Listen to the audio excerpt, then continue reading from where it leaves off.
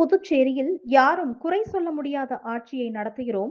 அச்சமின்றி பொதுமக்களிடம் சென்று வாக்கு கேளுங்கள் என்றும், இந்த முறை ஆட்சி அமைத்தே தீர வேண்டும் என்று முதலமைச்சர் ரங்கசாமி தொண்டர்களுக்கு நம்பிக்கை அளித்துள்ளார். புதுச்சேரி என்ஆர் காங்கிரஸ் கட்சியின் 16ஆம் ஆண்டு துவக்க விழா கிழக்கு கடற்கரை சாலை பாக்கமுடியான்பட்டில் உள்ள கட்சியின் தலைமை அலுவலகத்தில் நடைபெற்றது. இந்த நிகழ்ச்சியில் கட்சியின் நிறுவன தலைவரும் முதலமைச்சருமான ரங்கசாமி கட்சி கொடியை ஏற்றி வைத்து காந்தி, காமராஜரின் திருவுருவ படத்திற்கு மலர் தூவி மரியாதை செலுத்தினார்.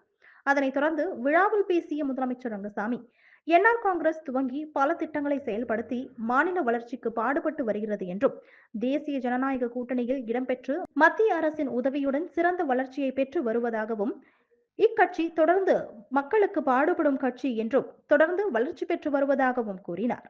மேலும் இது தேர்தலை சந்திக்கும் ஆண்டு, இந்த தேர்தலிலும் வெற்றி பெற வேண்டும் எனவும், தேசிய ஜனநாயக கூட்டணி அரசு மக்கள் நலத்திட்டங்களை செயல்படுத்தி வருகிறது, இன்னும் பல திட்டங்களை செயல்படுத்தும் என்றும், இந்த அரசு எதையும் செய்யவில்லை என கூற முடியாது என்று குறிப்பிட்ட அவர், அறிவித்த அனைத்து திட்டங்களையும் காலத்தோடு உதவிகளை அரசு வழங்குகிறது என்றும் கூறினார்.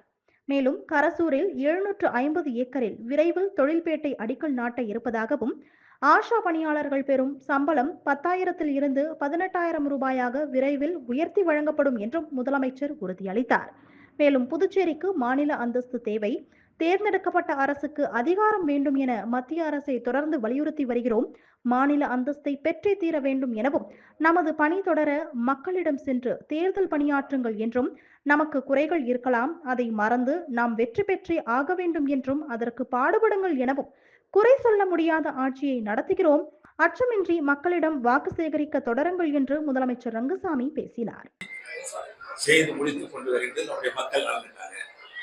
மேலும் நம்முடைய பணிகள் தொடர்ந்து கொண்டே அதுக்கு முழுமையான ஆதரவை நீங்கள் அனைவரும் நம்முடைய மக்களிடம் சென்று கேட்டு மீண்டும் ஆட்சி அமைக்கின்ற நிலையில் நாம் அது உறுதியாக இருக்க வேண்டும் என்று நான் கேட்டுக்கொள்ள ஆசைப்படுகிறேன்.